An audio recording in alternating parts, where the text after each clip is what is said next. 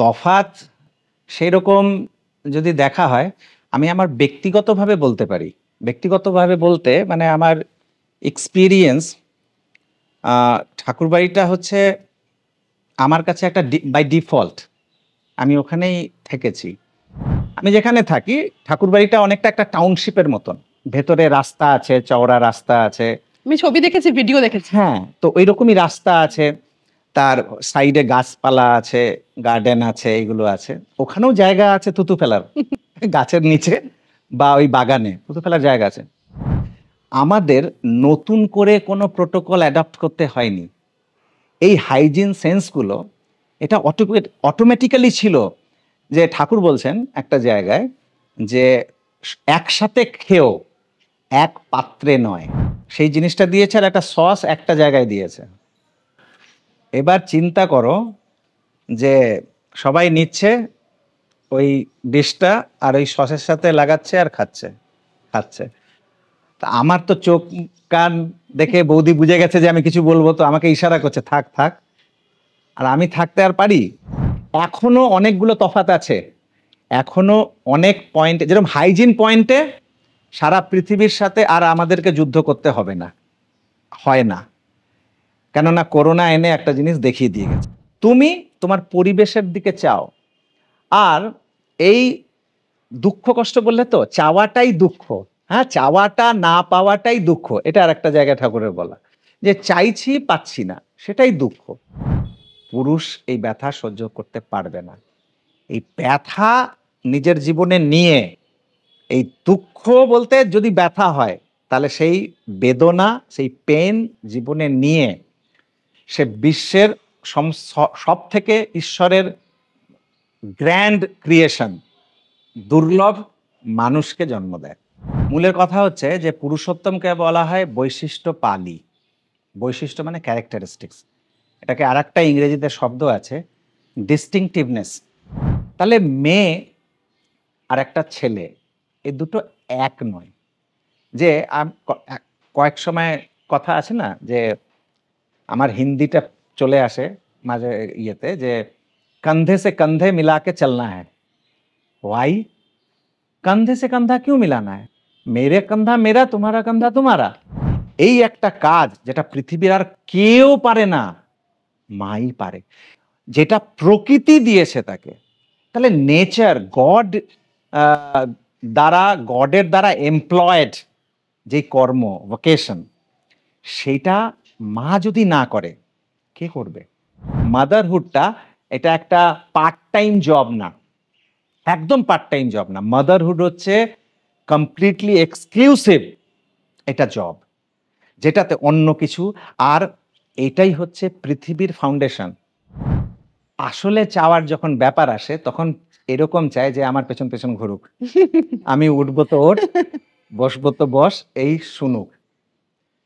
চায় না তার ইন্টারনাল সত্তা, তার আন্তরিক সত্তা, কিন্তু প্রত্যেকটা মেয়ে এইরকম একটা পুরুষ চায়। আর সেই পুরুষ কখন হয়? যখন সেই পুরুষ সেই আদর্শের দিকে যখন চলে। মেয়ের পেছন পেছনে ঘুরলে পুরুষের রকম থাকে না, সে আদর্শ তার চেয়ে শ্রেষ্ঠর দিকে যখন ধরে, সেই শ্রেষ্ঠ পুরুষের দিকে যদি মেয়ে যায় তখন তার গর্ববোধ হয়। বার্নার্ড শয়ের একটা কথা আছে,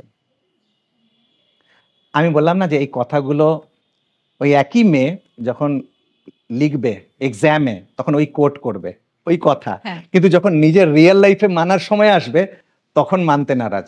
বার্নার্ড শ বলছেন যে a woman prefers 10th portion of a first-rate man than an exclusive possession of a third-rate one.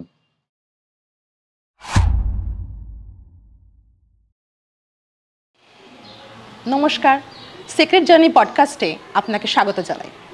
আজকে আমাদের সাথে আছেন শ্রী ধৃতিমান সিং। দেওঘর সৎসঙ্গ আশ্রমে ওনার জন্ম এবং কর্ম, ওখানেই বড় হওয়া। ওখানে উনি পড়াশোনা করেছেন এবং বাইরেও অনেকটা পড়াশোনা করেছেন। তো ওনার কিছু কথা আজকে আমরা শুনব। উনি একাধারে লেখক, বক্তা এবং অনেক গান এবং কবিতাও রচনা করেছেন শ্রী শ্রী ঠাকুর অনুকূলচন্দ্রের আদর্শে। আপনাকে আমাদের সিক্রেট জার্নি পডকাস্টে স্বাগত জানাই। আমরা যারা বাইরে থাকি তাদের জীবন এবং দেওঘর আশ্রমে যেখানে আপনি বড় হয়েছেন সেখানকার জীবনের মধ্যে কি অন্তর আছে, যদি আমাদের একটু বলেন, একটু আপনার এক্সপিরিয়েন্সটা শেয়ার করেন। তফাৎ সেই রকম যদি দেখা হয়, আমি আমার ব্যক্তিগতভাবে বলতে পারি।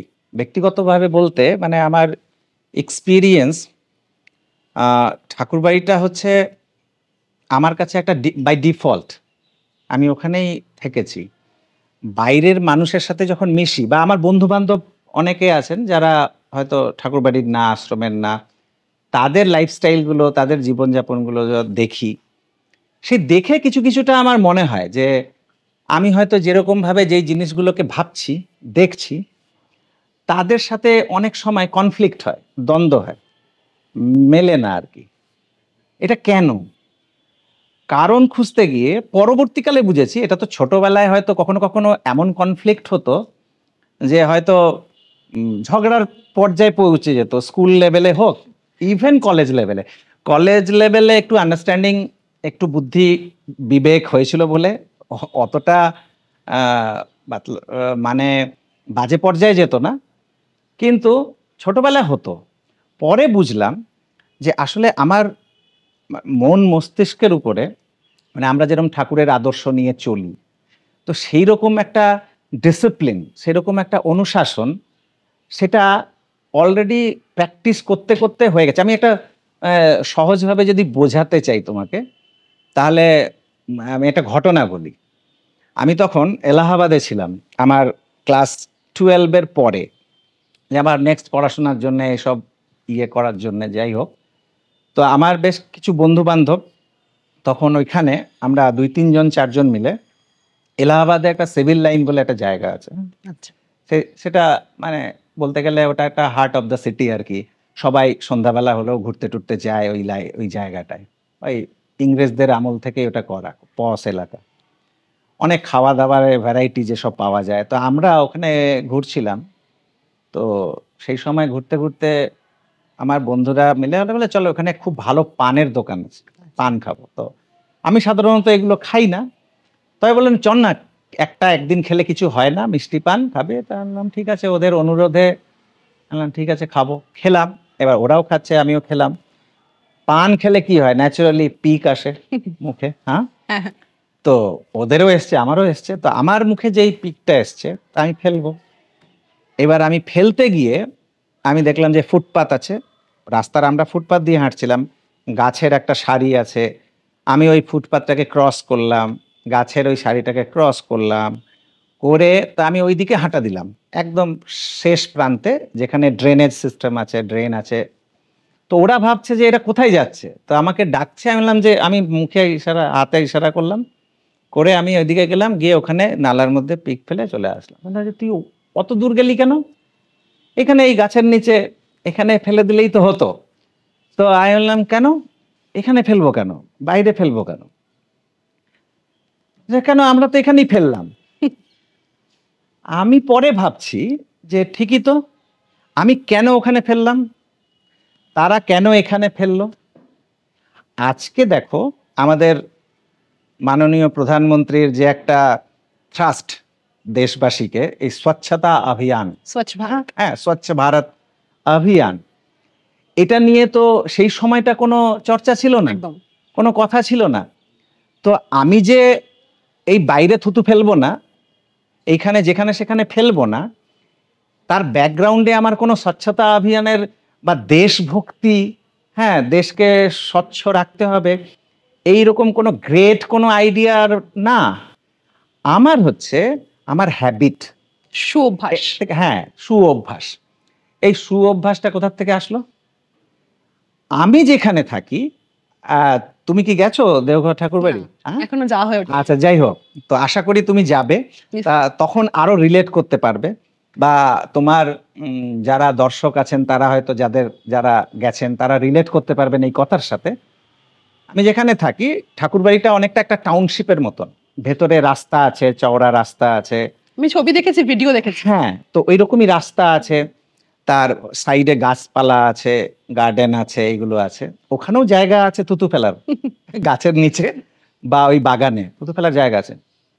আমরা না ছোটবেলার থেকে একটা কড়া ডিসিপ্লিন ছিল যে নোংরা করা যাবে না, যেখানে সেখানে থুতু ফেলা যায়। রাস্তার উপরে হাঁটতে গিয়ে থুতু ফেলতে হবে রাস্তার ধারে, এই অভ্যাসটা হয়নি ছোটবেলা থেকে। এবার দেখো, আমি ঠাকুরবাড়ির রাস্তা নোংরা করিনি ছোটবেলার থেকে, তাই আমি যখন গভর্নমেন্টের রাস্তায় হাঁটছি আমি ওটাও নোংরা করছি না। এই একটা তফাৎ, মানে একটা ছোট একটা এক্সাম্পল তোমায় দিলাম। তো এইরকম বেসিক অনেক কিছু আছে যেগুলো আমাদের ছোটবেলার থেকে ওখানে ওই অভ্যাসে, যেরকম একটা ট্যাপ জল, এইসব জিনিসগুলো কি সবসময় যে আমার গুরুজনরা আমাকে ট্রেন করেছে বা শিখেছে তা না। আমার বন্ধু বান্ধবের মধ্যেও অনেকে আছে যারা হয়তো আমি, হ্যাঁ, যেটা আমি হয়তো করিনি সে আমাকে টুকেছে, আমি সেটাকে অ্যাডপ্ট করেছি। কোথাও হয়তো লাইট জ্বলছে, ওটা স্ট্রিট লাইট, সেটা আমার বাড়ির লাইটও না, হ্যাঁ, কিন্তু সেই স্ট্রিট লাইটটাকে অফ করে দিলাম। দিনের বেলা হয়তো নেভাতে ভুলে গেছে, আমি যেতে যেতে দিয়ে যাচ্ছি, আমরা গিয়ে ওটা অফ করে দিলাম। কোনো ট্যাপ থেকে জল পড়ছে, হ্যাঁ, ড্রপ ড্রপ পড়ছে, হ্যাঁ, এই যে জল বাঁচাও এসবও তো সব চলছে। আচ্ছা, হ্যাঁ, অপচয় বন্ধ করো, এইগুলো ন্যাচারাল ওয়ে অফ লাইফ ঠাকুরবাড়ির। এইসব জিনিসগুলো ছোট ছোট টুকিটাকি এগুলো হয়ে এসছে। ওই জীবনযাপন করে ওই একটা রেস্ট্রিকশনস, ডিসিপ্লিন, অনুশাসনের মধ্যে থেকে যখন বাইরে বেরোচ্ছি তখন আমার ওরকমই করছি, যখন আর কেউ করছে না তখন আমার কনফ্লিক্ট হচ্ছে, তখন আমার দ্বন্দ্ব হচ্ছে। তো এই দ্বন্দ্বগুলো আমার স্টুডেন্ট লাইফেও হয়েছে, এখনো হয়, সবগুলো হয়। তবে এইরকমভাবেই চলছে। আমি বুঝতে পারি, এই তফাৎগুলো বুঝতে পারি যে ওইখানে একটা নিশ্চিত একটা ডিসিপ্লিন আছে, নিশ্চিত একটা অনুশাসন আছে। আর এই অনুশাসনগুলো কোথায় না, ওই ঠাকুরের অনুশাসন, ঠাকুরের যে আদর্শ সেই হিসেবে। ইভেন সদাচার, হাইজিন, মানে তুমি হয়তো কথা বলতে পারছো না, আমি তোমাকে পরপর বলে যাচ্ছি, বাট আমার মনে আসছে আর একটা কথা তোমার ওই প্রশ্নের উপরেই, যে তফাৎ জীবনযাপনের। কিছুদিন আগে 2019 সালে কি হয়েছিল আমাদের এখানে, লকডাউন। হ্যাঁ, কিসের জন্য হয়েছিল না, করোনা ভাইরাসের জন্য। বাঁচানোর জন্য, সবাইকে বাঁচানোর জন্য কিছু গাইডলাইন্স ছিল, সেটা WHO ছিল, ইন্ডিয়ান গভর্নমেন্টেরও ছিল, কিছু কিছু প্রোটোকলস ছিল যে এইগুলোকে পালন করতে হবে। বারে বারে হাত ধুতাম আমরা তখন। আচ্ছা, হ্যাঁ, তুমি দেখো এই পালনগুলো তো অ্যাডমিনিস্ট্রেটিভ লেভেলে বা তুমি অফিসে বা স্কুলে, ইনস্টিটিউশনে না, তুমি বাড়িতে কি করে তোমার হাইজিন মেনটেন করবে সেটাও WHO বলে দিচ্ছে, সেটাও গভর্নমেন্ট বলছে যে তোমার বাড়িতে কি প্রোটোকল হবে, হাইজিনের প্রোটোকল গুলো। এইগুলো সত্যি কথা বলবো, এটা হয়তো যারাই ঠাকুরের সাথে যুক্ত আছে তারা সবাই বলবে, আমাদের নতুন করে কোনো প্রোটোকল অ্যাডপ্ট করতে হয়নি। এই হাইজিন সেন্সগুলো এটা অটোমেটিক্যালি ছিল। যে ঠাকুর বলছেন একটা জায়গায় যে একসাথে খেও, এক পাত্রে নয়। এবার বলো, আমরা তো ফ্র্যাটার্নিটি, ব্রাদারহুড, এটা দেখানোর জন্যে ছোটবেলায় আবার এটা নিয়ে কনফ্লিক্ট হতো কি, যে টিফিন হয়তো বাড়িতে দিয়েছেন আমার মা, এখনকার স্কুলে বলবে কি যে শেয়ার করা। হ্যাঁ, শেয়ার, টিফিন শেয়ার করে যদি ভ্রাতৃত্ব হতো তাহলে পৃথিবীতে সব ভাই ভাই থাকতো, তাহলে আর ঝগড়া আর এসব সমস্যা হতো না। আমি পারিনি, কারণ ওই এঠো করে এটা আমাদেরকে শেখানো হয়নি যে একমাত্র গুরুজন, মানে গুরুজন বলতে মা, বাবা আর গুরু, এই তিনজনেরই এঠো খাওয়া যায়। তথাপি কারোর এঠো না খাওয়াই ভালো, তার মধ্যে মার যে কোনো সময় খাওয়া যায়, আর বাদ বাকি যেগুলো সেগুলো একটা সেন্টিমেন্টাল অ্যাটাচমেন্ট আছে বলে এই গুরু আর বাবা, এছাড়া কখনো এঠো খেতে নেই। পরবর্তীকালে যখন এইসব হলো করোনা, দেখো সারা পৃথিবী ওটা পালন করতে শুরু করেছে। কারোর সাহস ছিল সেই সময় এই যে হ্যাপি বার্থডে টু ইউ, আর এই তুললাম আর একজন বাইট নিল, আর একটাকে বাইট দিলাম, এটা আমাদের সাহস হয়েছে? এই পাস পড়ে একদম দূরত্ব মেইনটেইন করেছিলাম। হ্যাঁ, আর এটা কেন মেইনটেইন করেছিলে? বাঁচার জন্য, বাঁচতে হবে। তো এই আপনি বাঁচলে বাপের নাম, তখন সব হয়ে গেছিল।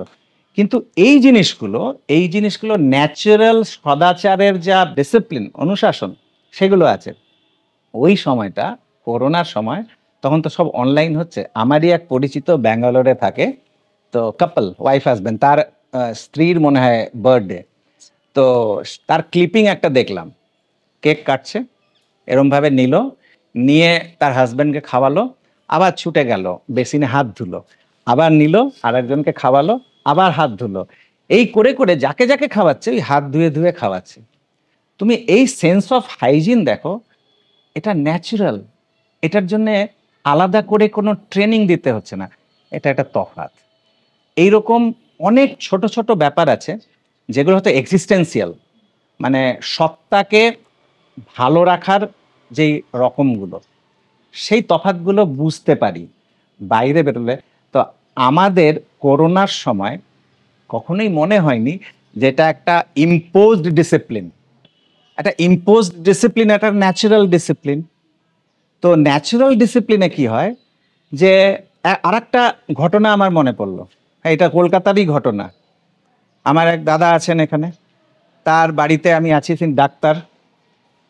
তো সকালবেলায় বেশ আরও কিছু ডাক্তাররা আছেন, তো জি বৌদি সে একটা কিছু খেতে দিয়েছে, এবার আমাকে তো আলাদা করে দিয়েছে, আর ওদেরকে সেই জিনিসটা দিয়েছে আর একটা সস একটা জায়গায় দিয়েছে। এবার চিন্তা করো যে সবাই নিচ্ছে ওই ডিশটা আর ওই সসের সাথে লাগাচ্ছে আর খাচ্ছে খাচ্ছে। তা আমার তো চোখ কান দেখে বৌদি বুঝে গেছে যে আমি কিছু বলবো, তো আমাকে ইশারা করছে থাক থাক, আর আমি থাকতে আর পারি? তা আমি বললাম যে আচ্ছা আপনারা, ও আমি এইরকম ভাবে বললাম তাদেরকে, আপনারা তো মেডিকেল লাইনের মানুষ, তাহলে মেডিকেল ফ্র্যাটার্নিটির মানুষ আপনারা, আপনাদের উপরে দেশের ভবিষ্যৎ নির্ভর করে। হুম, আপনারা মানুষকে হেলথ অ্যান্ড হাইজিন পথ দেখাবেন। আপনারা যদি এরকম করেন তাহলে আমাদের মতন সাধারণ মানুষের কি হবে? তারা বুঝতেই পারছে না যে আমি কি বলছি। আমি যখন বললাম যে আপনারা একই সসের মধ্যে ওই জিনিসটা দিয়ে বাইট করছেন, আবার ওইখান থেকে নিচ্ছেন সবাই একসাথে, তো এটা কি কন্টামিনেশন হচ্ছে না? তখন বলছে না তো, না তো, কেউ ধরতে পারছে না। তার মধ্যে আমি বলছি তোমাকে হার্ট স্পেশালিস্ট আছেন, হ্যাঁ, পালমোলজিস্ট আছেন, আরো অনেকে আছে। ওনারা ভাবনা চিন্তার মধ্যেই নেই। না, কেন নেই উনি কি জানেন না? জানেন, এটাই অভ্যেস। কিন্তু হ্যাঁ, ওই অভ্যস্ত চলন যেটা এক্সিস্টেন্সিয়াল ব্যাপারটাকেও ইগনোর করিয়ে দিচ্ছে। রীতিমতন যুদ্ধ করতে হলো কয়েক মিনিট। তার মধ্যে কিছু মানুষ বলেন যে না না ঠিক, আমি বললাম তাদেরকে যে আমার স্যালাইভা আমার জন্য এনজাইম, এলেক্সার, কিন্তু এটা তোমার জন্য এটা এলেক্সার না। তোমার স্যালাইভা তোমার জন্য এনজাইম, আমার জন্য সেটা পয়জনাস। আর এই কন্টামিনেশন হচ্ছে না, এই যখন স্যালাইভাটা এখানে টাচ করছে বা এঠো বটলে খেলাম, সেই বটলটা আরেকজন ইউজ করলো। আমাদের ছোটবেলার থেকে অভ্যাস, আমরা হাঁ করে জল খাই, মানে যে কোনো পাত্র নিলে, ইভেন পার্সোনাল বটল হলেও আমাকে মা শিখিয়ে দিয়েছিল যে নিজের জলের বটলও মুখ লাগিয়ে খাবে না। এই অভ্যাসটা, আচ্ছা আমার বটল আমি তো খেতেই পারি, এটাতে তো ওই হাইজিনটাও নষ্ট হচ্ছে না, স্টিল আমাকে অভ্যাস করানো হচ্ছে যে না তুমি তোমার বটলটাকেও এঠো করে খাবে না ওপরে। কেন না, কোনো কারণে যখন তুমি অন্যের বটল পাবে, তোমার বটল যখন নেই তোমার সাথে, তুমি অন্যের বটল দিয়ে যখন জল খাবে, তখন তোমার এই অভ্যস্ত সংস্কার যখন তোমার, তখন সেই হাইজিনটাকে যেন কম্প্রোমাইজ না করে। নিজের ব্যাপারে, নিজের এই ছোট ছোট ব্যাপারে যখন হাইজিন মেনটেন্ড হয়, তখন বাইরের জগতেও হাইজিন মেনটেন্ড হয়। আমার অনেক সুবিধা হয়ে গেছিল, যারা সদাচার বলতে নেই, কিন্তু যারা ঠাকুরের ডিসিপ্লিন নিয়ে চলেছেন, তাদের করোনা বহু বহু মানুষের মানে দুঃখের কারণ, প্রাণহানির কারণ হয়েছে। আমাদেরও অনেক জানাশোনা মানুষ, আপন মানুষ, তারা হয়তো যে কারণেই হোক, বাট কিছু কিছু জিনিস শিক্ষা দিয়ে গেছে আমাদের অনেক। এখন আর আমাকে যুদ্ধ করতে হয় না। সেই করোনার পর থেকে আমার বন্ধু বান্ধবে হোক বা বিয়ের ব্যাপারে কোথাও অন্য কারোর বিয়ের অনুষ্ঠানে বা কোথাও যাই, আমি যদি কাউকে বলি যে না আমি এটা এঠো খাবো না, তখন সে আমাকে পণ্ডিত, বেশি সাধু এসব কেউ বলে না, কিন্তু এখন এটা সাইন্টিফিক্যালি সব মেনে নিয়েছে। এই জিনিসগুলো এখন সুবিধা হয়ে গেছে। তো এই তফাতগুলো, এইগুলো এখনো অনেকগুলো তফাত আছে, এখনো অনেক পয়েন্টে, যেরকম হাইজিন পয়েন্টে সারা পৃথিবীর সাথে আর আমাদেরকে যুদ্ধ করতে হবে না, হয় না, কেননা করোনা এনে একটা জিনিস দেখিয়ে দিয়ে গেছে। কিন্তু এখনো অনেক পয়েন্ট আছে লাইফস্টাইলের, জীবনের অনেকগুলো চলার রকম, সেগুলোর সাথে এখনো বাইরের জগতের সাথে কনফ্লিক্ট আছে। তো যে কোনো পরম পুরুষ যখন আসেন, তার একটা অনুশাসন নিয়ে, ডিসিপ্লিন নিয়ে, সেটা যখন ইমপ্লিমেন্টেশন হয়, অনেক অপোজিশন হয়, বাধা হয়, কিন্তু একটা সময় এসে মানুষকে সেগুলোকে অ্যাডপ্ট করতেই হয়। আর যদি ভলেন্টারিলি, স্বেচ্ছা দিয়ে যদি অ্যাডপ্ট করি, তাহলে খুব ভালো। আর নাহলে এক সময় প্রকৃতি এসে কান মুলিয়ে ওই অনুশাসনকে মানতে বাধ্য করাবে।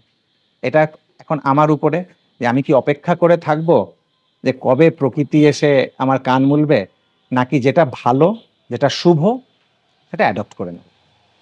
দাদা, আজকালকার দিনে ছোট থেকেই বাচ্চাদেরকে বাবা মারা শেখায় কম্পিটিশনের যুগ, সেখানে তাদেরকে সুখের সন্ধানে এগোতে হবে।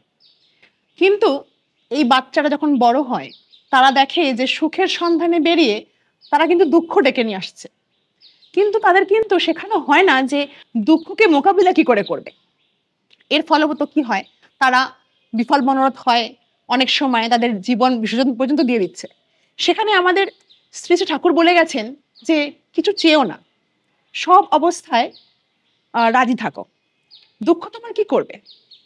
এই বাণী, এটা কি আজকের যুগে এটা বাস্তবায়িত করা সম্ভব? ভালো কথা বলেছো। কিছু চেও না, সব অবস্থায় রাজি থাকো, দুঃখ তোমার কি করবে। এই যে কিছু চেও না, এটা একটা পয়েন্ট। এবার তোমার প্রশ্নটা ঠিক, যে কিছু না চেয়ে থাকবো কি করে।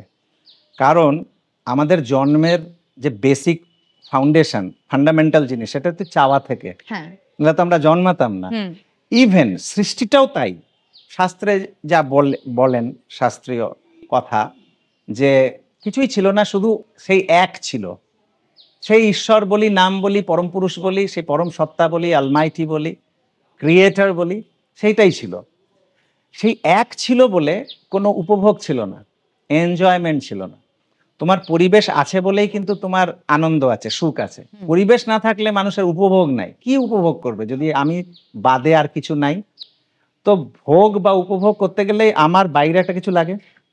তো সেই ক্রিয়েটর, সেই পরম সত্তারও কোনো উপভোগ ছিল না, তিনি শুধু বিরাজমান আছেন। এই উপভোগ করতে তার ইচ্ছা হলো, এই যে কামনা, এই হলো, এই সব কিছু হলো। আমি, তুমি, গাছপালা, এই গ্রহ নক্ষত্র, এভরিথিং হতে থাকলো তার মেকানিজম নিয়ে, যেরম যেরম যা যা হবার। তাহলে এই প্রত্যেকটা হওয়ার পেছনে একটা ইচ্ছা আছে, একটা চাওয়া আছে। তাহলে ঠাকুরের এই যে কিছু চেও না, এইখানে কি? তাহলে এই চাওয়াটা কিসের চাওয়া? গীতায় দেখো, শ্রীকৃষ্ণ বলছেন নিষ্কাম কর্ম।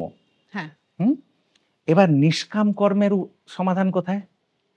তোমার কোনো কামনাই থাকবে না, তুমি যেটা কিছু চাইছও না, তাহলে তুমি কি কর্ম করবে? তোমার তো কিছু একটা অভাব হয়, কিছু একটা প্রয়োজন হয়, দেখে কিছু ফিল হয় যে আচ্ছা এটা করি, তখন না কর্ম। তাহলে গীতার সেই শ্রীকৃষ্ণের কথাটাও তো, তুমি যেরকম ঠাকুরের এই কথাটাই প্রশ্ন তুললে যে এটা কি করে সম্ভব, এখন গীতারও সেই কথাটাতে আমার প্রশ্ন, তাহলে নিষ্কাম কর্ম কি? এইটার সমাধান দিলেন ঠাকুর। কি না, ঠাকুর বলছেন নিজের জন্য যা করা হয় সেটাই সকাম, আর অন্যের জন্য যা করা হয় সেটাই হচ্ছে নিষ্কাম। তুমি ভেবে দেখো, একটি মা যখন তার সন্তানের জন্য করে, সেটা কি চাওয়া না? কিন্তু সেই চাওয়ার পেছনে তার সেলফ সেন্ট্রিক অ্যাটিটিউড থাকে না, তার সমস্ত থাকে সেই সন্তানের প্রতি। তো কিছু চেও না, সব অবস্থায় রাজি থাকো, তার মানে হচ্ছে তুমি কিছু চেও না তোমার জন্য। হ্যাঁ, তুমি তোমার স্বার্থের জন্য কিছু চেও না, তুমি সেলফ সেন্ট্রিক হয়েও না, তুমি তোমার পরিবেশের দিকে চাও।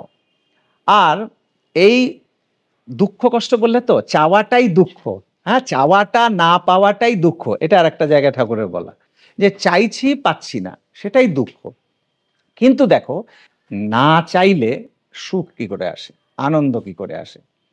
একটি, তুমি যেরকম মেয়ে তুমি ভালো করে বুঝবে, একটা মেয়ে ধরো তার বিবাহ হয়নি, সে ঘরে আছে, উচ্ছৃঙ্খল জীবনযাপন, একটা কথা শোনে না মায়ের, খাওয়ারের ঠিক নাই, ঘুমানোর ঠিক নাই, হ্যাঁ, সারা রাত ধরে হয়তো মোবাইল দেখছে, নভেল পড়ছে, বা এসব টিভি দেখছে বা পড়াশোনা করছে, মা বলছে ঘুমা, সকালবেলায় পড়বি, তাড়াতাড়ি ঘুমা, শোনে না, সময় মতন খায় না, একদম উচ্ছৃঙ্খল জীবন। সেই মেয়ের হঠাৎ বিয়ে হয়ে গেল, এবার বিয়ে হয়ে গেল, শ্বশুর বাড়ি চলে গেল, অভ্যাস কি আর যায় একদিনে? আর বিয়ে হলেই কি পাল্টে যাবে? সেটাই। হ্যাঁ, আমার জাম হয়ে যাবে না, সে তো তাই একই আছে। এবার এতদিন মায়ের বকা খেত, এরপরে শ্বশুর বাড়িতে গিয়েও কার বকা খেতে শুরু করলো? না ওই শাশুড়ি মায়ের। সেখানে ওই মা অন্য রূপে একটা মায়েরই বকা খাচ্ছে। এই মায়ের কথা যখন শোনেনি, তখন ওই মায়ের কথা শুনে নেবে, এতটা ডিভিনিটি হয়তো আমাদের কারোরই নাই। তো তাই চলছে, ওখানেও আবার সেই ঝামেলা, চেঁচামেচি হচ্ছে, সেই এক কান দিয়ে শোনে এক কান দিয়ে চলে যায়। হঠাৎ একদিন সেই মেয়ে খবর পেল তার পেটে, গর্ভে একজন এসছে, একটা সত্তা, পৃথক সত্তা। যেই আসলো, তার চোখ মুখ সব পাল্টে গেল, তার রকম পাল্টে গেল। ডাক্তার বলে দিল ফিজিক্যালি কি কি করতে হবে যাতে সেটা ভালো থাকে, খাওয়া দাওয়া সময় মতন করতে হবে, ঘুমটা সময় মতন দিতে হবে, না হলে ওর কুপ্রভাব এই সন্তানের উপরে পড়বে। এদিকে মা বলছে যে ভালো ভালো বই পড়বি, মনটা যেন বিষাক্ত না হয়, ভালো ভালো স্ক্রিপচার্স এগুলো পড়তে, তো এই সুকথাগুলো সেটার এফেক্টটা ভালো হবে। সেই উচ্ছৃঙ্খল মেয়ে, যাকে কোনো কথা ঠিক করতে পারেনি, একটা ওই জীবনের ওই ঘটনা তার সমস্ত জীবন পাল্টে দিল। আর এই যে অ্যাডপ্টেশন, আর একটা সত্তাকে ধারণ করেছে, এটা কি সুখের?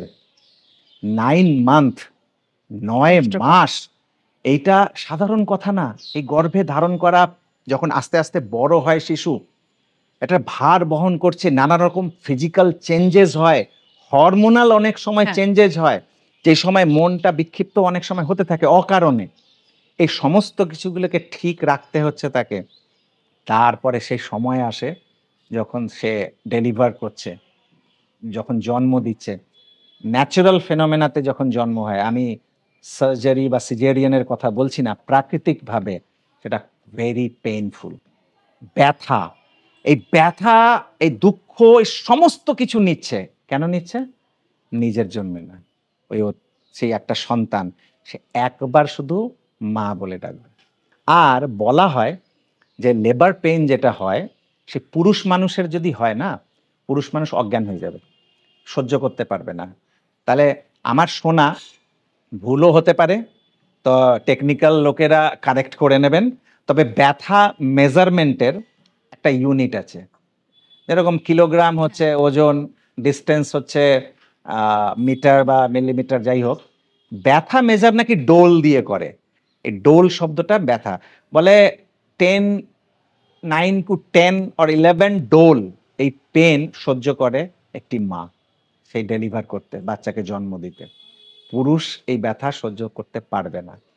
এই ব্যথা নিজের জীবনে নিয়ে, এই দুঃখ বলতে যদি ব্যথা হয়, তাহলে সেই বেদনা, সেই পেন জীবনে নিয়ে সে বিশ্বের সব থেকে ঈশ্বরের গ্র্যান্ড ক্রিয়েশন, দুর্লভ মানুষকে জন্ম দেয়। এই সেজন্য একটা কথা আছে, the greatest joy of this world comes from the greatest pain of this world. জগতের সর্বোত্তম সুখ পায় মানুষ সর্বোত্তম কষ্টের মাধ্যমে। তাহলে এই যে কিছু চেও না, কিন্তু চাও কি? নিজের জন্য কিছু চেও না, আনকন্ডিশনাল চাওয়া, আর আমার বাইরের একটা সত্তার জন্য চাওয়া। তো এইরকম তো টুকরো টুকরো অনেক চাওয়া আছে। এই মা আর ওই সন্তান যে মা ছাড়া কিছু বোঝে না, সেই সন্তানও একটা সময় আসে যখন ওই মায়ের সাথে কনফ্লিক্ট শুরু হয়, দ্বন্দ্ব শুরু হয়, ডিস্টেন্স বাড়ে। এই সমস্ত টুকরো টুকরো চাওয়া আমাদের নিজেরও, আমার শরীর, আমার মন, এই সমস্তগুলোকে টুকরো টুকরো করে দেয়। আর এই নানান টুকরোর মধ্যে আমার একটা কম্প্যাক্ট, যেটা ইন্টিগ্রেটেড জীবন, ইন্টিগ্রেটেড মন, অখণ্ড মন নাই। আর জগতের দুঃখের কারণই হচ্ছে এই খণ্ডিত মন, এই বিখণ্ডিত মন। তাহলে এমন কিছু যদি জীবনে চাওয়া থাকে, যেই চাওয়া আমার from the very outset of life আর তার এন্ড অফ দ্য লাইফ, আর তার বাইরেও বিয়ন্ড যদি কোনো লাইফ থাকে, এই কন্টিনিউটি যদি এই লাভকে রাখা যেতে পারে কোনো একটা পয়েন্টে, কোনো একটা অবজেক্ট, কোনো একটা লিভিং কোনো পার্সনকে যদি পাওয়া যায়, আর ইন রিটার্ন যাকে ভালোবাসছি, ইন রিটার্ন তার কাছ থেকে ভালোবাসা ছাড়া আর কিছু পাওয়া যায় না, এইরকম যদি একটা মানুষ পেয়ে যায় জীবনে, সে বর্তে যায়। তখন দেখা যায় যে দুঃখ, কষ্ট, প্রবলেম, স্ট্রেস এইগুলো ম্যাটার করে না। ম্যাটার করে হচ্ছে যে এই দুঃখ আর কষ্টের বাই প্রোডাক্টটা কি, আনন্দের বাই প্রোডাক্ট। তুমি একটা জায়গায় ডিস্কোতে মানুষ যায়, সেখানে লিকার কনজিউম করছে, নানা রকমের ওই মাধ্যমে আস্তে আস্তে ড্রাগ কনজিউম করতে, এটা একটা এনজয়মেন্ট, সাময়িক তখন আনন্দ, সাময়িক সুখ। সাময়িক সুখ। কিন্তু তার বাই প্রোডাক্টটা কি? তার বাই প্রোডাক্ট হচ্ছে কামিং, সেটা দুঃখ, কষ্ট, লাইফ লং। তাহলে এই সুখ, এই আনন্দ কি হলো? সেখানে দেখো, আমি যে একটা ছোট্ট এক্সাম্পল দিলাম, যে মায়ের এই যে বেদনাটাকে গ্রহণ করা, দুঃখটাকে গ্রহণ করা, তাই বাই প্রোডাক্টটা কি? এই ভালোবাসা।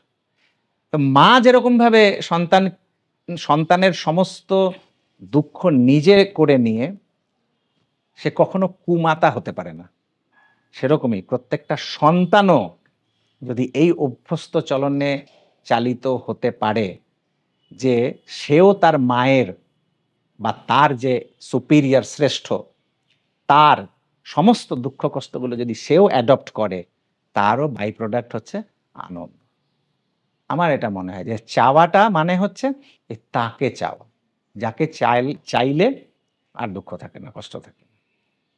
সেটাই ঠাকুর হয়তো বলতে চাইলেন, কিছু চেও না, শুধু তাকে চাও। আপনি এখনই বলছিলেন যে মা কখনো কুমাতা হন না। এই প্রসঙ্গে প্রশ্ন করি, অনেকে বলে, অনেক বিরুদ্ধে এই কথা আসে যে শ্রী শ্রী ঠাকুর বুঝি মিসোজিনিস্ট ছিলেন। কিন্তু ওনার একটা কথা আমি পড়েছি সত্যানুসরণে, উনি বলছেন কামিনী কাঞ্চন, এই কামিনী কাঞ্চন থেকে তফাৎ থাকা উচিত। আবার এটাও বলছেন যে কামিনী থেকে কাম বাদ দিলেই তিনি মা হয়ে পড়েন, এবং মা সকলের জগৎজননী। এখানে তিনি মাকে কিন্তু সর্বোচ্চ সম্মান প্রদান করছেন। তো এই ক্ষেত্রে আপনি কি বলবেন যে ওনার এই বিষয়ে কি মত ছিল? একটা ঠাকুরের ব্যাপারটা যদি বুঝতে হয় না, ফান্ডামেন্টাল জিনিসটা যেটা, সেটা অ্যাকচুয়ালি এটা সৃষ্টিরই কথা। মূলের কথা হচ্ছে যে পুরুষোত্তমকে বলা হয় বৈশিষ্ট্য পালি। বৈশিষ্ট্য মানে ক্যারেক্টারিস্টিক্স। এটাকে আর একটা ইংরেজিতে শব্দ আছে, ডিস্টিংটিভনেস। গডকে বলা হয় ওয়ান অ্যান্ড ইউনিক, একমেবা দ্বিতীয়ম, উনি এক এবং অদ্বিতীয়। তাহলে ওই এক আর অদ্বিতীয় থেকে যা যা বেরিয়েছে সমস্ত কিছু এক আর অদ্বিতীয়। যদি গড ওয়ান অ্যান্ড ইউনিক হন, তাহলে তার সৃষ্টির প্রত্যেকটা বিন্দু, প্রত্যেকটা অ্যাটম হচ্ছে ওয়ান অ্যান্ড ইউনিক। এবার প্রত্যেকের নিজস্ব ক্যারেক্টারিস্টিক্স আছে, তার মেকানিজম আছে, সে কি করে কি হয়েছে। এই আজকে ধরো আমি ধৃতিমান, এই ধৃতিমান কি মেকানিজমে ধৃতিমান হয়েছে, তাহলে এই ধৃতিমানের পেছনে থাউজেন্ডস অফ ইয়ার্স এর ইভলিউশন আছে। তার মধ্যে মা বাবা আছেন, তার মা বাবা আছেন, তার মা বাবা আছেন, তাদের খাদ্যাদি, তার পরিবেশ, অ্যাডাপ্টেবিলিটি, যেরমভাবে ইভলভ করতে করতে আজকে আমি হয়ে আছি। আজকে এই সুকন্যা বসে আছে, তারও তাই, সেও সেরকমভাবে হয়েছে আজকে। আমাকে ঠিক এই ধৃতিমান যদি হয়ে থাকতে হয়, তাহলে আমার মতন করে যদি আমি নারিশমেন্ট পাই, আমার মতন করে যদি নার্চার পাই, তাহলেই ধৃতিমান হবে। বা এই ধৃতিমানের পরের যে ইভলিউশনটা সেটা মেনটেন্ড হবে সেই লাইনে। তাহলে একটা আম হয়েছে, জাম হয়েছে, কাঁঠাল হয়েছে, অ্যাপেল হয়েছে, অরেঞ্জ হয়েছে, এই সমস্ত কিছু যা যা হয়েছে তারও একটা মেকানিজম আছে, তারও একটা মানে ইভলিউশনারি একটা ক্রম আছে। তো আমি যদি এই আমটাকে পেতে চাই তাহলে আমাকে সেরকমভাবেই নারিশমেন্ট দিতে হবে।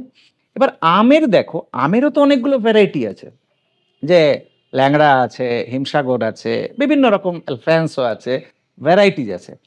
এবার আমি যদি ল্যাংড়া আমি পেতে চাই তাহলে আমাকে ল্যাংড়ার মতন মাটি দিতে হবে, ল্যাংড়ার মতনই সমস্ত পুষ্টি দিতে হবে যাতে ল্যাংড়া হয়। এই ল্যাংড়াকে যদি আমি হিমসাগর করতে চাই, যে না আমি এই ল্যাংড়াটাকে হিমসাগর করব, হয়তো হয়ে যেতে পারে, কিন্তু তাহলে এই ল্যাংড়াটাকে খোয়াতে হবে। হ্যাঁ, হ্যাঁ, আর না হলে ওই ল্যাংড়াকে হিমসাগর করতে গিয়ে এমনও হতে পারে না ল্যাংড়া থাকলো না হিমসাগর হতে পারলো, মাঝখানে একটা কিছু ঝুলে থাকলো, এটাও হয়ে যেতে পারে, বিকৃত হতে পারে, ডিস্টর্টেড হতে পারে। পরমপিতা যখন প্রফেট হয়ে, যখন পুরুষোত্তম হয়ে, যেরমভাবেই হোক পৃথিবীতে যে কারণেই হোক, যখন তার অ্যাডভেন্ট হয়, তিনি কখনো নিজের সৃষ্টিটাকে নষ্ট করেন না। তিনি ওই ওয়ান অ্যান্ড ইউনিকের সত্তা, তার মতন আর কেউ নাই, দ্বিতীয় নাই।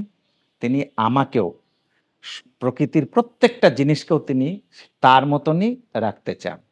সেটাই হচ্ছে তার ডিসিপ্লিন, তার অনুশাসন। তাহলে মেয়ে আর একটা ছেলে, এই দুটো এক নয়। যে কয়েক সময় কথা আছে না, যে আমার হিন্দিটা চলে আসে মাঝে ইয়েতে, যে कंधे से कंधे मिला के चलना है। वाई? कंधे से कंधा क्यों मिलाना है? मेरे कंधा मेरा, तुम्हारा कंधा तुम्हारा, तू अपना कंधा से चल, मैं अपना कंधा से चलूं, तो मिलाना कंधा से कंधा क्यों है? তো মেয়েকে ছেলে হতে হবে কেন, ছেলেকে মেয়ে হতে হবে কেন?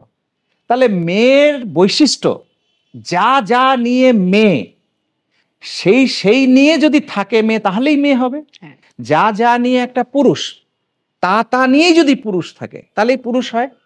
এখন একটা মেয়ে যদি পুরুষ হতে চায় তাহলে তাকে তার সেই মেয়ত্ব যদি বলি, উমেনহুড যদি বলি, ওই ফেমিনাইন যে ক্যারেক্টারিস্টিক, সেটাকে হারিয়েই কিন্তু সেই মেলের রকম হতে হবে।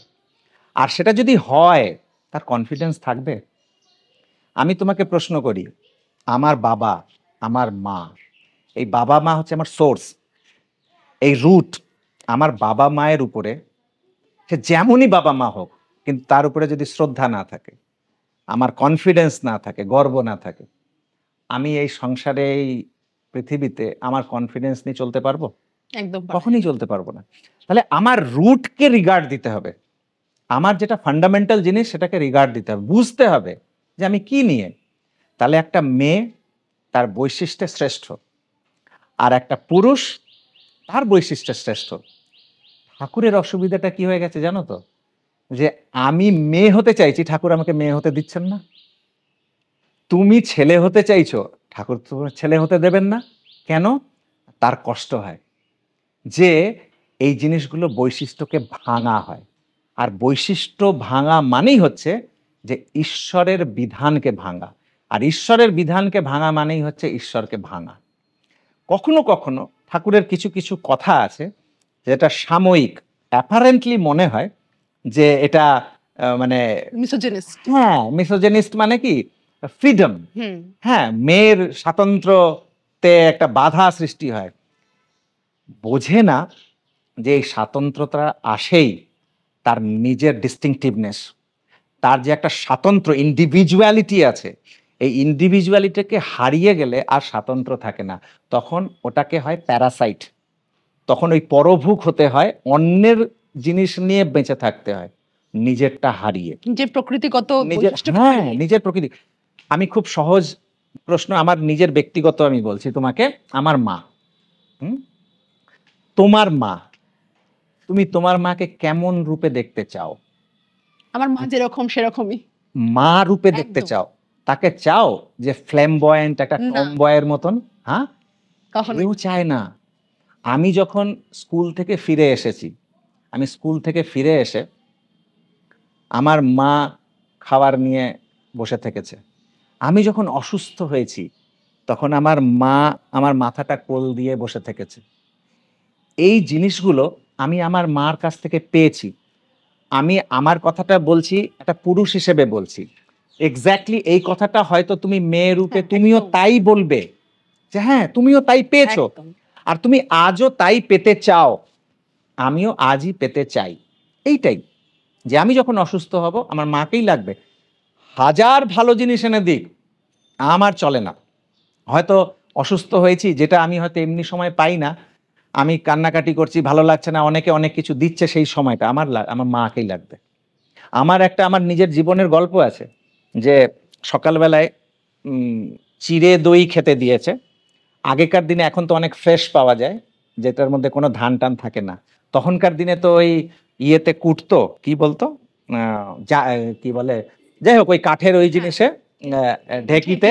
ঢেকিতে ওটাকে কোটা হতো, তো ধান থেকে যেত। আমি খেতে বসেছি, এই ধান কোথার থেকে আসলো, এটা আমার প্রশ্ন, সহজ প্রশ্ন। এবার আমি জিজ্ঞেস করেছি একটু কড়া ভাবে মাকে, যে এই ধানটা কোথার থেকে আসলো। আর মা তো আমারই মা। হ্যাঁ, আমি যদি একটা কথা কড়া বলি, মা 10টা বলবে। তো মা বললো যেখান থেকেই এসছে খেয়ে নে। আমি বললাম না, আগে বলো কোথার থেকে এসছে। বললাম যে যেখান থেকে এসছে চুপচাপ খেয়ে নে। না, আমাকে বলতে হবে কোথার থেকে এসছে। এবার মা, যে আমি যদি, তো আমি তো মায়েরই, তো মারও যেদি আমিও যেদি, মা বলবে না, এই নিয়ে পুরো ঝামেলা, ঘরে চেঁচামেচি। আমার মাসিরা তখন ছিল, তারা এসেছে, আমি কাঁদতে শুরু করে দিয়েছি, আশেপাশের মানুষরা সব জড়ো হয়ে গেছে, যে কোথার থেকে আসলো, কি আসলো, এই আসলো, এইসব করতে করতে শেষমেশ কিছুতেই হলো না। শেষে সবাই মাকে বকাবকি করছে, আমার বাবা তারপরে ঢুকলেন।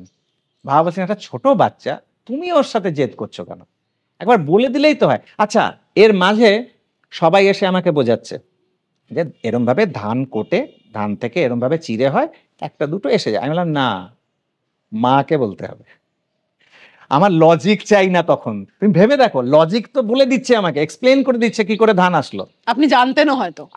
না, হয়তো জানতাম না বা জানতাম, কিন্তু কারোর লজিক, আমার লজিক ওখানে চাই না, আমার ওখানে ইমোশন চাই। আমার মাকে আমাকে বলতে হবে। শেষে ওই বাবার একটু বকা খেয়ে মা শেষমেশ সবার চাপ শেষে এসে ওই ধান হয়েছিল, ধান থেকে ইয়ে হয়েছে, তাই ভালো করে বলেও নি, শুধু ওই যে বলে দিল, আমি হয়ে গেল। এই তো আমরা আমরা এরকমই থেকেছি, এরকমই মা পেয়েছি। এইবার ধরো আমি এরকমই মা এক্সপেক্ট করেছি, যখন আমার সময় আসলো এইরকম মা হওয়ার, তখন আমি হতে নারাজ। তখন আমার লাইফ, ইটস মাই লাইফ, আমি আমার মতন করে চলবো। মনটা একটা বিরাট বড় জিনিস। একটা সন্তান যখন ওই মায়ের যে ওই রূপ, মাতৃরূপ, যেই রূপের শাস্ত্রে বর্ণনা আছে, সিনেমায় দেখতে ভালো লাগে, নভেলে পড়তে ভালো লাগে, এই মাতৃসত্তা, সেই মাতৃসত্তা যখন আমার সময় আসে যে সোসাইটিকে আমি ওই মাতৃসত্তা দেব, তখন আমি রাজি না দিতে। এই কারণে কি হয় যে এইরকম মার অ্যাম্বিয়েন্স, এই প্রক্সিমিটি যে সন্তান পায় না, তার নিটোল মন তৈরি হয় না। স্কুল থেকে আসছে, দেখছে মা অন্য কোথাও আছে, হয়তো আয়া ধায়া এসে খাবার দিয়ে দিল, অসুস্থ হয়ে আছে, অন্য কেউ এসে ইয়ে করে দিচ্ছে, মাকে পাচ্ছে না। এই যে ছোটবেলার থেকে এই যে একটা সফট মাইন্ড, এটার উপরে যে প্রেশারটা পড়ে, সাইকিয়াট্রিক প্রবলেমগুলো এই কারণে, হাই কনফ্লিক্টগুলো হতে থাকে, সেই সময় মায়ের ওই আশ্রয় শেল্টার পায় না। তো ঠাকুর, যারা বলে ঠাকুরকে মিসোজেনিস্ট, বা যারা এই এগেনস্টে ভাবে ঠাকুর মেয়েদের এগেনস্টে, এটা বোঝে না যে আমার তোমার এই সব মানুষদেরই বাঁচানোর জন্যে ঠাকুর ওই বৈশিষ্ট্যটাকে পালন করতে বলছেন, যে তুমি যা দিয়ে তুমি তুমি সেটাতে শ্রেষ্ঠ হও। ডক্টর অ্যালেক্সিস ক্যারেলের কথা আছে একটা, যে women should get hire education. আমার হয়তো কথার শব্দের এদিক ওদিক হবে, বাট মানে মূল, সারবত। হ্যাঁ, সার তত্ত্ব এটাই, যে women should get hire education, not in order to become lawyer, philosopher, doctor, engineer, or military army person, but to rear their offspring to be a valuable human beings. এই একটা কাজ যেটা মা ছাড়া কেউ পারে না। এই একটা কাজ যেটা পৃথিবীর আর কেউ পারে না, মাই পারে, যেটা প্রকৃতি দিয়েছে তাকে। তাহলে নেচার, গড দ্বারা, গডের দ্বারা এমপ্লয়েড যে কর্ম, ভোকেশন, সেটা মা যদি না করে কে করবে? মাদারহুড এটা টাইম পাস না, এই সরি, টাইম পাসের না, মাদারহুডটা এটা একটা পার্ট টাইম জব না, একদম পার্ট টাইম জব না। মাদারহুড হচ্ছে কমপ্লিটলি এক্সক্লুসিভ এটা জব, যেটাতে অন্য কিছু, আর এটাই হচ্ছে পৃথিবীর ফাউন্ডেশন। বাকি যত আমরা এসব করছি, মানে ম্যাটেরিয়াল কমোডিটিজের যত খেলা করছি, এই সব কিছু ভোগ কে করবে? মানুষ। আর এই মানুষকে কে তৈরি করবে? মা। কোনো স্কুল, কোনো কলেজ, কোনো ইনস্টিটিউশনস, ইভেন কোনো ধর্মীয় ইনস্টিটিউশনও মানুষ বানাতে পারবে না যদি না ওই মাতৃসত্তাকে ওইভাবে না পায় একটা সন্তান। তাহলে এই পাওয়ার জন্যেই ঠাকুরের এই ব্যাপারগুলো বলা, অনেক কিছু, যে মা, একটা মেয়ে মা হয়ে উঠুক। আর ঠাকুর কি বলছেন? যে প্রত্যেক মাই, হ্যাঁ, জগৎ জননীর ওই রূপ। চিন্তা করে দেখো যে জগদ্ধাত্রী, হ্যাঁ, দশভুজা, দশ প্রহরণ ধারিণী, বছরে একবারই আমরা জানি, সারা বছর ধরে সারা বছর ধরে এই দশপ্রহরণ ধারণ করে আমার বাড়ির আমাকে, আমার বাবাকে, আমার ভাইকে, আমার বোনকে, আমার দাদুকে, আমার ঠাকুমাকে, আমার বাড়ির কাজের লোককে, পাড়াকে, প্রতিবেশীকে আগলে রাখছে, প্রত্যেকটা জিনিসের সবাইকে যাতে ভালো থাকে করে যাচ্ছে ওই দুটো হাত দিয়ে। নার্চারার। হ্যাঁ, ওই মা। তাহলে আমার মা সেই তো দশপ্রহরণ ধারিণী, 10টা ভুজা নিয়ে, 10টা অস্ত্র নিয়ে, নানা রকমের, এরই একটা সিম্বলিক, আমি মা দুর্গা জগদ্ধাত্রী বলে একটা সিম্বলিক পুজো করছি বছরে একবার কি দুবার, আর ওই পুজো করছি আর এই দশপ্রহরণকে ভুলে গেছি। কোনোদিনও ওই পূজা সার্থক হবে? কোনোদিনও হবে না। তাহলে ভাবো এই মাতৃসত্তা, আর এই মাতৃসত্তাটাকে প্রোটেক্ট করার জন্য ঠাকুরের মিশন। ঠাকুরের শুধু না, এটা যুগ যুগ ধরে প্রত্যেকটা প্রফেটের মিশন, তুমি হয়ে ওঠো। তো সেইটা কারোর কারোর চোখে হয়তো কোনো কোনো জিনিসে মনে হতে পারে যে ওরকম, মোটেই তা না। আসলে মোটা তা হ্যাঁ, নয়। হ্যাঁ, যদি এই সার মর্মটা যদি মানুষ বোঝে, গর্ব হবে। হ্যাঁ। আর একটা কথা বলে নি এই বিষয় নিয়ে। ধরো তুমি একটা নিজের জীবনে একটা পুরুষকে চাও, স্বামী রূপে হোক বা যাই হোক, কেমন পুরুষকে চাও? তুমি এইরকম পুরুষ লাইক করবে যেই পুরুষ একটু মেলি রকম? না। হ্যাঁ, না। তুমি চাও কমপ্লিটলি ফিজিক্যালি, মেন্টালি, তার থট প্রসেসে লাইক ম্যান, পুরুষালী। হ্যাঁ। প্রত্যেকটা মেয়ে এটাই চায়। কিন্তু আসলে চাওয়ার যখন ব্যাপার আসে তখন এরকম চায় যে আমার পেছন পেছন ঘুরুক, আমি উঠবো তো ওঠ, বসবো তো বস, এই শুনুক। চায় না তার ইন্টারনাল সত্তা, তার আন্তরিক সত্তা, কিন্তু প্রত্যেকটা মেয়ে এইরকম একটা পুরুষ চায়। আর সেই পুরুষ পুরুষ কখন হয়? যখন সেই পুরুষ সেই আদর্শের দিকে যখন চলে। মেয়ের পেছন পেছনে ঘুরলে পুরুষের রকম থাকে না, সে আদর্শ তার চেয়ে শ্রেষ্ঠর দিকে যখন ধরে, সেই শ্রেষ্ঠ পুরুষের দিকে যদি মেয়ে যায় তখন তার গর্ববোধ হয়। বার্নার্ড শয়ের একটা কথা আছে, আমি বললাম না যে এই কথাগুলো ওই একই মেয়ে যখন লিখবে এক্সামে তখন ওই কোট করবে ওই কথা, হ্যাঁ। কিন্তু যখন নিজের রিয়েল লাইফে মানার সময় আসবে তখন মানতে নারাজ। বার্নার্ড শ বলছেন যে a woman prefers 10th portion of a first rate man than an exclusive possession of a third rate one. একটি স্ত্রী, একটি মেয়ে একটি শ্রেষ্ঠ পুরুষের 10ম ভাগ হওয়াও পছন্দ করে, কিন্তু একটা নিকৃষ্ট পুরুষের 1ম ভাগ হওয়াও পছন্দ করে না। এটা হচ্ছে আন্তরিক স্ত্রী সত্তা। এই সত্তাটাকে বোধে কখন আসে? যখন ওই পরম সত্তার সাথে যখন যুক্ত হয়, তখন সে বুঝতে পারে হোয়াট আই অ্যাম। নালে আমি আমার স্বরূপের সাথেই তো পরিচিত না। কৃষ্ণ বলছেন না গীতায় যে তোমার আর আমার মধ্যে কোনো তফাৎ নাই, তুমিও ছিলে আমিও আছি, আমিও থাকবো তুমিও থাকবে, একটাই তফাৎ তুমি ভুলে গেছো, তুমি জানো না যে তুমি কি, তোমার স্বরূপ কি। তো হোয়াট আই অ্যাম আমি ভুলে গেছি। এই মনে করানোর জন্যই সেই আদর্শ পুরুষ বারবার আসেন। এক্স্যাক্টলি ওই রকম ভাবেই আমি একটা পুরুষ সত্তা, আমি কিরকম মেয়ে বা পছন্দ করব, এই যে টম বয় পুরুষালী রকম, হ্যাঁ আমার ভালো লাগবে? না। যদিও বা ভালো লাগে, ওই হাত ধরে পার্কে ঘুরতে ভালো লাগবে, এই হপিং করতে ভালো লাগবে, কিন্তু আমি ঘরে যখন আসব, যখন আমার খিদে পাবে, যখন আমি অসুস্থ হব, যখন আমার বাচ্চা স্কুল থেকে ফিরে আসবে, তখন কিন্তু আমার ওই আমার মায়ের মতনই মাতৃসত্তা আমার বউ লাগবে। তাহলে জীবনের জন্যে কি লাগে? একটা মেয়ের পুরুষ লাগে, একটা পুরুষের মেয়ে লাগে। তাহলে একটা মেয়েকে মেয়ে হতে হবে, একটা পুরুষকে পুরুষ হতে হবে। ঠাকুরের এই জিনিসটাই কখনো কখনো মিসইন্টারপ্রেট হয়, মিসআন্ডারস্টুড করে মানুষ, যে ভাবে যে মেসোজেন, কিন্তু তা নয়। যদি আরো গভীরভাবে তুমি আরো দেখো, তো প্রত্যেকটা কথা ভেরি ভেরি সাইন্টিফিক এই ব্যাপারগুলো নিয়ে। একদম।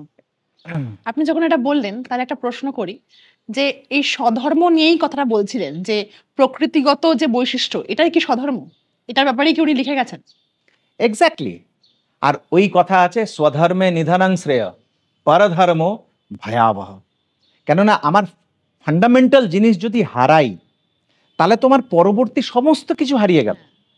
এতদিন ধরে যেটা চলে এসছে, সেই ট্র্যাক যেই মিস করলাম, তাহলে তো সেই মিসলেড হয়ে আমি তারপরে যাই পাই না কেন, ওই লিঙ্কটা থাকবে না। সেই লিঙ্কটা ব্রেক হয়। হ্যাঁ, সেই লিঙ্কটা ব্রেক হয়ে যাবে। তাহলে এতদিনের যে একটা অভ্যাস হয়ে হয়ে যে স্কিলটা তৈরি হয়েছে, যে ইনস্টিংক্টটা তৈরি হয়েছে, সেটা নষ্ট হবে, সেটা খোয়াবে। আমি এই এই আগেই একটা ইয়েতে কথা বলছিলাম যে এটা লাইক রিলে রেস, যে আমাকে ব্যাটন দিয়ে দিয়েছে, আমার পেছন থেকে যে আসছিল সে ব্যাটন দিয়ে দিয়েছে, আমি ব্যাটন নিয়ে দৌড়াচ্ছি, আমার কাজ হচ্ছে এবার নেক্সট এই ট্র্যাকে যে হাঁটছে তাকে ব্যাটন দেব। কেননা ওই 4x4 রিলে রেস, যে কোনো একজন যদি ডিসকোয়ালিফাই হয়, লেন পাল্টে গেল, ডিসকোয়ালিফাই হয়ে গেল, হাত থেকে ব্যাটন মিস করে গেল, ডিসকোয়ালিফাই হয়ে গেল। তুমি বলো, 4জন দৌড়াচ্ছে রিলে রেসে, দেখেছো তো 4x400 এই রিলে রেস, 4টে টিম মেম্বার, 4জন দৌড়াচ্ছে, একজন আসলো হাতে ব্যাটন থাকে, 2জন আসলো, 3জন আসলো, 4 নম্বরটাকে বলা হয় অ্যাঙ্কার, তারই উপরে ডিপেন্ড করছে যে ফার্স্ট হবে না লাস্ট হবে। এইবার প্রথম জন দৌড়ালো, ওয়েল অ্যান্ড গুড, ভালো, দ্বিতীয় জন দৌড়ালো, তৃতীয় জন দৌড়ালো, ফোর্থ যে অ্যাঙ্কার, সে ধরো লেন চেঞ্জ করে নিল, তাহলে কি হবে? ডিসকোয়ালিফাই হয়ে গেল, ব্যাটন হাত থেকে পড়ে গেল, ডিসকোয়ালিফাই হয়ে গেল। সব থেকে বেশি দুঃখ কে পাবে এই 4জনের মধ্যে? সবাই পাবে, প্রথম জন বেশি পাবে। কোন প্রথম জন? যিনি প্রথম, উনি তো পাবেনই, যিনি মানে লাস্টে গেছেন, প্রথম জনও পাবেন যিনি প্রথম শুরু করেছেন। লাস্টের জন যারা যে ফেলেছে, তার দুঃখ কম হবে। কেন? সে তো জানে যে আমি ভুল করেছি, তাই ফল পেয়েছি। কিন্তু যারা ভুল করেনি, তারা সব থেকে বেশি দুঃখ পাবে, যে হায় ফেলে দিলি, আমাদের এত দিনের যে কষ্ট, এই এতটা লেন যে দৌড়ে দৌড়ে আসলাম, সব বৃথা করে দিলি। তারা কিন্তু দোষ করেনি, তুমি দোষ করেছো, বকা খেয়েছো, তোমার দুঃখ হবে না। তুমি দোষ করনি আর বকা খাবে, তখন দেখবে যে কিরম দুঃখ হয়। তাহলে আজকে আমি যা আছি, আমার বাপ ঠাকুরদা, তার ঠাকুরদা, তার ঠাকুরদা, এই ইভলিউশনারি পথে গিয়ে আজকে আমি এই আছি। তাহলে আমরা প্রত্যেকে আমার জেনারেশনে অ্যাঙ্কার, আমরা প্রত্যেকের আমাদের জেনারেশনের হাতে ব্যাটন আছে। সেই ব্যাটনটা কোথা থেকে এসছে? না, আমার ওই পূর্বপুরুষের ধারা দিয়ে, স্ট্রিম দিয়ে আমার আজকে হাতে ব্যাটন আছে। আজকে আমি যদি ডিসকোয়ালিফাই হই, আমি যদি মিস করি আমার ট্র্যাক, আমার রকম, তাহলে হাহাকার করবে আমার পিতৃপুরুষ, আমার ফোর ফাদার্স, তারা হাহাকার করবে। আর তাদের ওই অভিশাপ, তাদের ওই দুঃখ বেদনা আমার পথ প্রশস্ত করবে? কখনো করবে না। এই গ্র্যাটিটিউড শেখানোর জন্যই পরম পুরুষ আসেন, যে বি গ্রেটফুল, কৃতজ্ঞ হও, don't ignore the source. To ignore the source is to be deprived of resources, এটাই কথা। আজকে পডকাস্টে অনেক সুন্দর আলোচনা হলো। আপনাকে অনেক ধন্যবাদ, আজকে আপনি এসছেন আমাদের পডকাস্টে। আগামী দিনে আপনাকে আবার ডাকবো, আরো অনেক আলোচনা আছে। নিশ্চয়ই সুকন্যা, আমি আসবো। আজকে তুমি এমন এমন প্রশ্ন করেছো যে অনেক সাপ্লিমেন্টারি অনেক কিছু আমার মাথায় আসছিল, কিন্তু সবকিছুর তো একটা সময়সীমা আছে। তবে নেক্সট আমারও আশা থাকলো যে এই সব সাপ্লিমেন্টারি যে কথাগুলো আছে আমরা আবার আলাপ আলোচনা করব। আবার ভালো নিশ্চয়ই, লাগবে। নিশ্চয়ই। ভালো থেকো। কেমন লাগলো আজকে আমাদের পডকাস্ট? যদি ভালো লেগে থাকে অবশ্যই লাইক, কমেন্ট, শেয়ার করবেন। নিচে বেল আইকনে ক্লিক করবেন এবং সাবস্ক্রাইব করবেন। Thank you.